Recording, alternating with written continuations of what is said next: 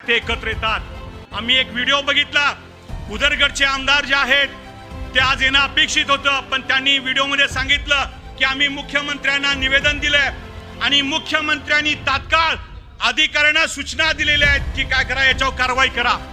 दुसऱ्या दिवशी वर्तमानपत्रामध्ये अधिसूचना आल्या भूमी संपादनाच्या, म्हणजे मुख्यमंत्र्यांनी अधिकाऱ्यांच्या कानामध्ये हे सांगितलं होतं काय की शेतकऱ्यांना काय करा, आंदोलन सुरू असताना तुम्ही अधिसूचना भूसंपादनाची काढा। हे खपवून घेतलं जाणार नाही। आणि ही कोल्हापूरची जनता ही स्वाभिमान आहे। आम्हाला एखाद्याला खांद्यावर घ्यायचं माहिती आहे आणि आम्हाला एखाद्याला खांद्यावरून ढकलून द्यायचंही माहिती आहे।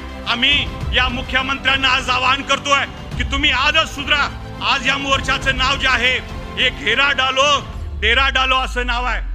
घेरायचं आहे आज कलेक्टर ऑफिस आणि डेरा डालायचा आहे। आम्ही सर्वपक्षीय लोक पुढचं जे काही